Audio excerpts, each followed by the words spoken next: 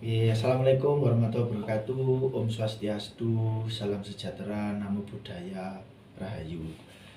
Jadi jumpa lagi sama saya Bayu dan Mas Irwan.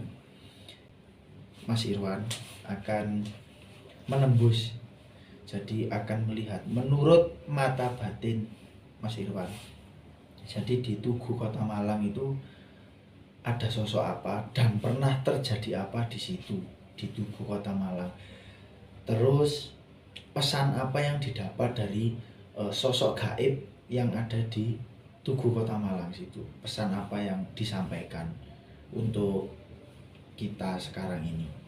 Jadi ini kita bahasnya di segi gaib ya Mas. Iya. Di segi gaib dunia lain. di segi gaib, segi dunia lain kita akan membahas di situ. Kalau masalah sejarah mungkin nanti juga Mas Irwan akan menerawang menurut mata batinnya sejarah apa yang pernah terjadi di Tugu Kota Malang itu menurut mata batin beliau. Monggo Mas Irwan jenengan tembus riyin.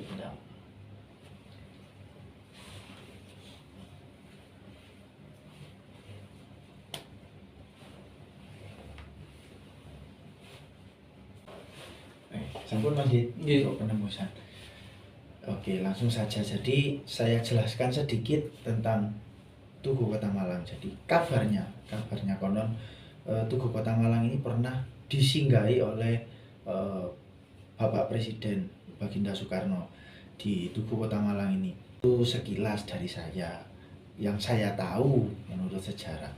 Kalau menurut mata batin dan penerawangan panjenengan Mas Irwan gimana? Sebenarnya Balai Kota itu termasuk sejarahnya itu adanya Malang Kucet Suara. Malang Kucet Suara. Iya. Artinya apa Mas? Malang Kucet Suara. Gemari Palo Jinawi niku wau. Gemari Palo Jinawi. Kucet Suara itu Gemari Palo Jinawi niku disingkat. Malang Kucet Suara. Iya. Bukan titik nol ya, sebenarnya Malang itu kan titik nolnya itu terletak di Kayu Tangan. Tapi kenapa Bung Karno dulu itu membangun tugu, salah satunya ada di Malang kan gitu, dan jauh dari titik nol itu. Lah kan pertanyaannya itu, di situ ada candi Mas. Di Tugu itu ada candi. Ada candi, dan di sebenarnya Tugu itu kan berbentuk lingga dan yoni ya. Iya. Lah sebagai apa yoni, bentuk yoni itu berbentuk batu. Lah itu memang batu andesit yang diletakkan di situ. Asli batu andesit. Asli batu andesit, dan di bawahnya itu ada namanya itu candi. Kemungkinan dulu itu di situ ada candi mungkin, dan emang titiknya Malang kan gitu, ke sumber kekuatan Malang ada di situ. Karena kan saya pernah Mas mendengar cerita. Ya ini saya mendengar cerita. Kalau Malang berkaitan dengan tadi Malang Kucet Suara itu adalah sosok Prabu Gajayana yang bertapa terus mengeluarkan cahaya kuning. Yaitu dinamakan Angkuceswara atau apa namanya, menghilangkan angkara murka yang berujung pada kegemaripaan Lojinawi itu tadi. Dan bertapanya itu katanya di sebuah apa ya? Kok sebuah candi loh Mas. Iya. Itu apa tempat titiknya di situ atau bagaimana? Kemungkinan itu Mas. Kan ada kata-kata Pamalang. Pamalang itu kan malangi, ngalang-alangi gitu. Dari mara bahaya. Lah contoh apa? Gunung. Diapit. Kan di lingkar gunung. Dan Malang di tengah-tengah gunung. Itu. Jadi ya kalau sejarahnya itu memang kalau pribadi lihat itu memang ada bangunan candi, dan di situ terjadinya nama Malang Kucet Suara itu tadi. Di Tugu situ. Di Tugu itu, bukan di titik nol Kayu Tangan. Makanya Bung Karno itu membangun membangun monumen itu kan pertama di Monas. Ya, heeh. Kan cuma 2 monumennya. Hmm. Di Monas terus di Tugu Malang. Malang. Itulah kenapa Tugu kok mendirikan Tugu di Malang, karena salah satunya itu. Sumber dari itu tadi ya. Mas? Berarti itu candi tertua loh, Mas. Berarti Kemungkinan. sebenarnya kalau itu benar ada di bawah ya. Itu kan candi tertua berarti kalau menurut penerawangan jenengan. Kemungkinan seperti itu, Mas. Candi tertua kemungkinan. Tapi kalau dari segi yang sosok-sosok yang ada di situ siapa, Mas? Kalau pribadi lihatnya lebih ke era-era penjajahan yang ada di sekitar itu. Jadi kayak noni-noni Mas. Kan dulu itu markas, Mas. Markas Belanda ya. Belanda. Iku dan kebanyakan di situ diarani perang ya bukan perang gitu loh. Seperti apa mungkin perebutan kekuasaan apa markas terus digempur sekutu. Berarti itu yang membakar balai kota itu bukan dari warga Malang berarti, Mas? Kemungkinan bukan. Tapi memang digempur sekutu. Oh gitu. Tapi itu posisi Tugu sudah ada ya? Sudah, Mas, sudah. Posisi Tugu sudah ada.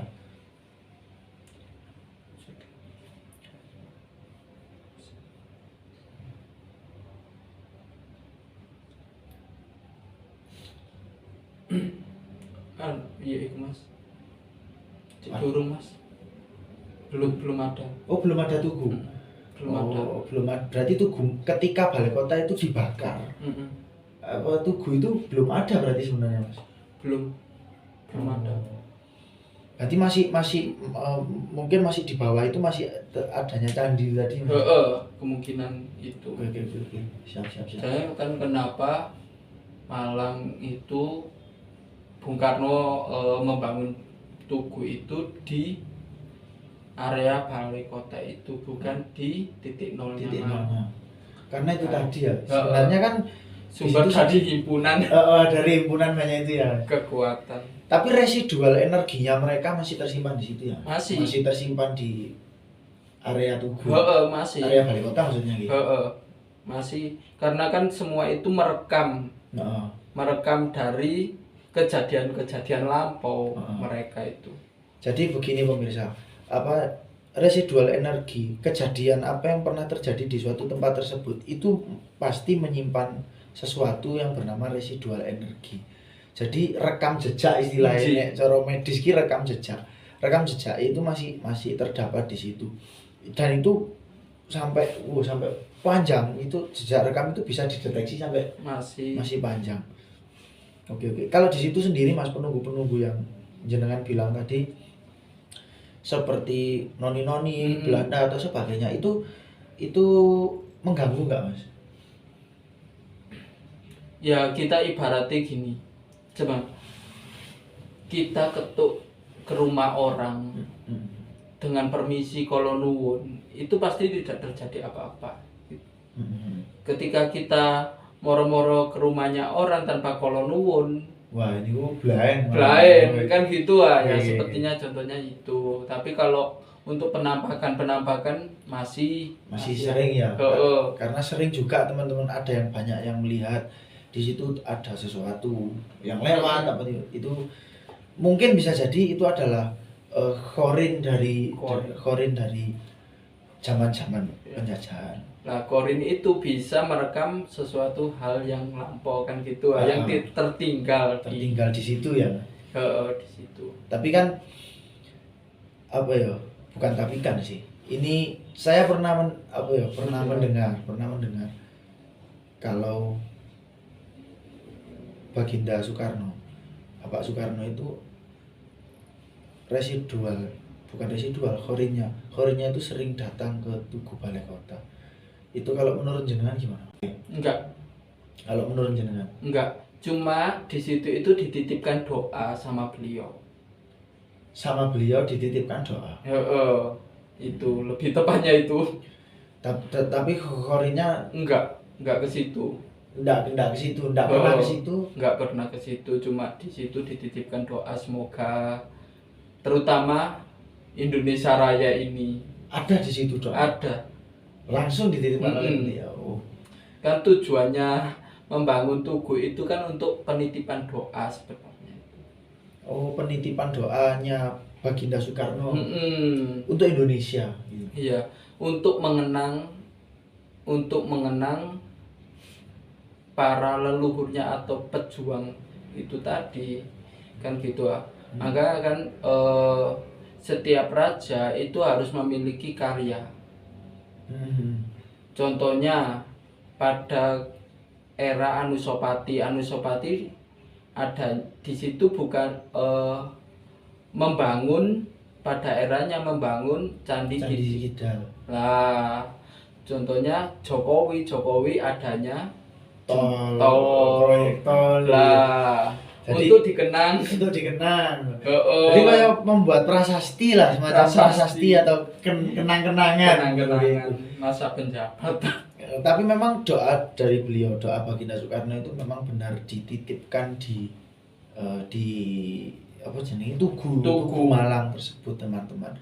Jadi Tugu Malang itu kalau boleh saya mengatakan Tugu Malang itu nggon sakral ya, Mas. Sakral. Nggon sakral, jadi nggak kena tiga sembarangan. Sebenarnya itu adalah tempat sakral karena di mana di situ itu tertitip atau dititipkan doa dari pahlawan proklamasi kan seperti itu dari Bapak Soekarno. Jadi Dan diaminkan oleh orang banyak. nah, ini yang penting kan, diaminkan oleh orang banyak. Jadi ideal ning Tugu Malang, terutama yang warga Malang.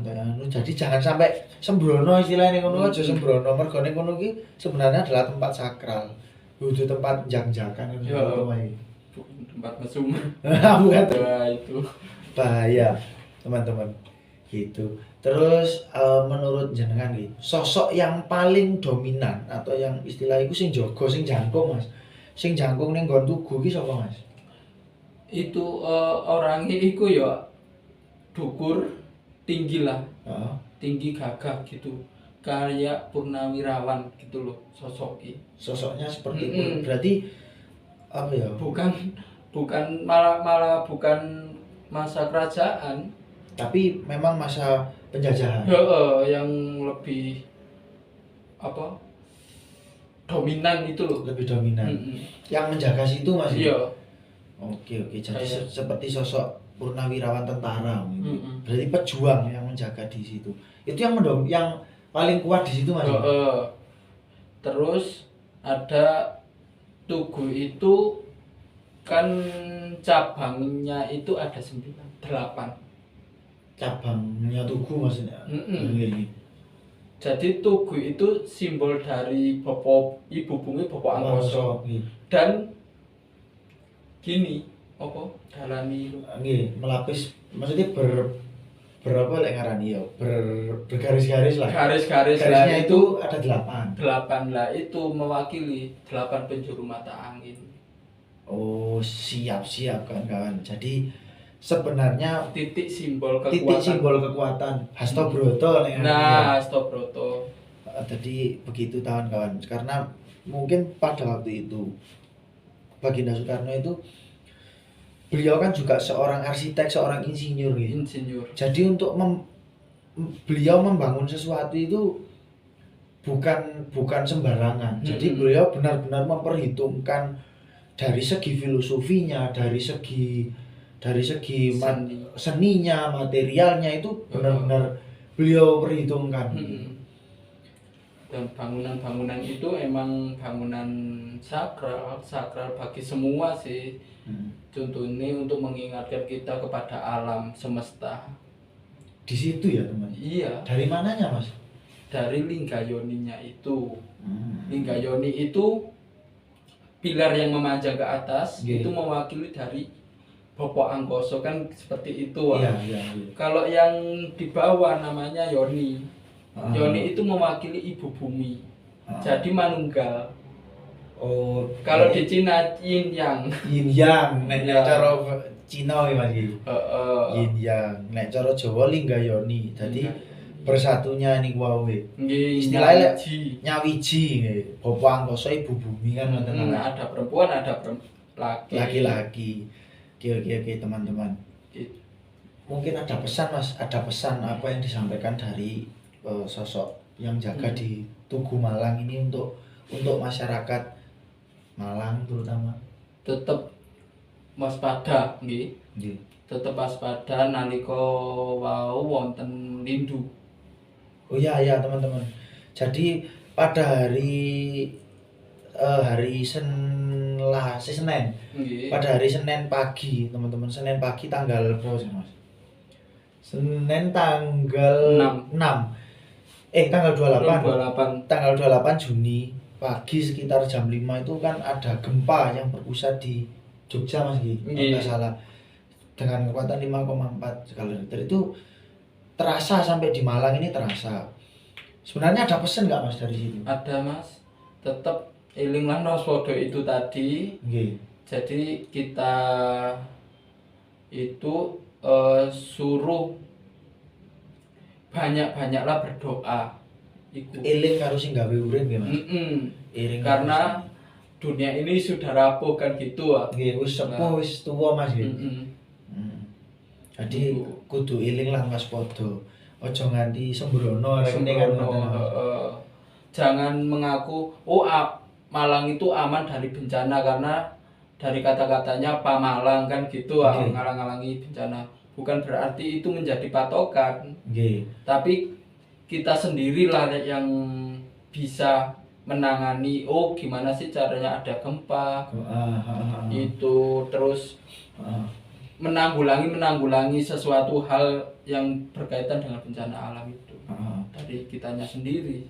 Karena sebenarnya kan juga di ajaran agama manapun kan juga disebutkan toh Mas, kalau bahwasanya bencana atau apapun sebenarnya adalah peringatan dan hasil dari perbuatan manusia itu sendiri. Sebab gini kuau sedaya niku sampun diukir dateng Poncondrio. Nah, olahnya adanya zaman itu karena adanya manusianya itu sendiri. Nggih. Yang merubah. Nah, itu siap teman-teman.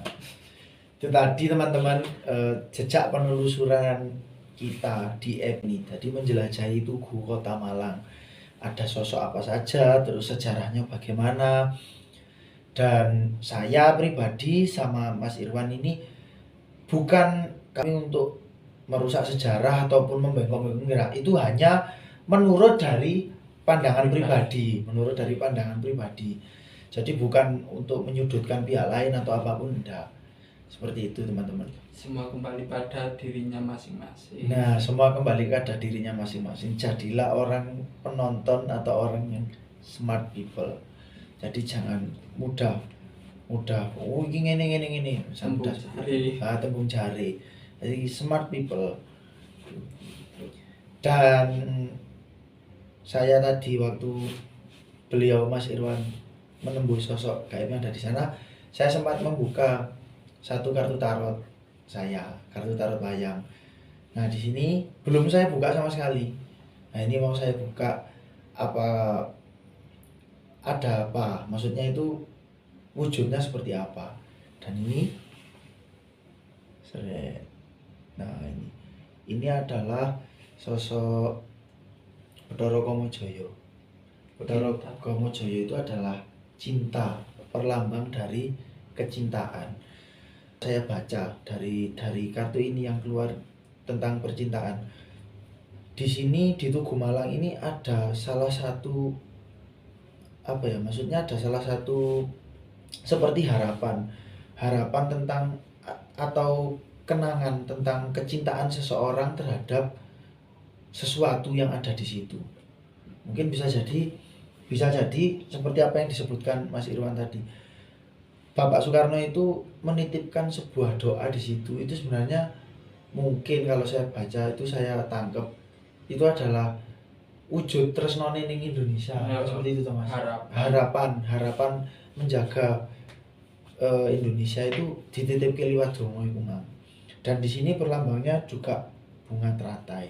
Bunga teratai itu apa Mas ngaran iki? Pendidikan. Nah, pendidikan. Itu lek cara Cina iki apa jenenge anunya Dewi Kuan Im. Jadi itu adalah perlambang dari ilmu pengetahuan. Iya, Triloka. Triloka, ilmu pengetahuan. Jadi ya Malang ini disebut kota pendidikan, disebut apa? Karena gudangnya pendidikan, bukan gudangnya pendidikan, maksudnya di Malang tuh banyak kampus, banyak apa ya di Malang. Jadi nek diarani kota pendidikan ya wis pas, maksudku pas ngono, karena banyak tempat pendidikan di Malang seperti itu. Iya. Ya, itu saja teman-teman, terima kasih banyak. Dan oh iya, iki siji meneh. Warnane biru, jadi dilambangke biru itu kan kaya segara Banyumili. Segara Banyumili. Jadi insya Allah Malang itu masyarakatnya ayem.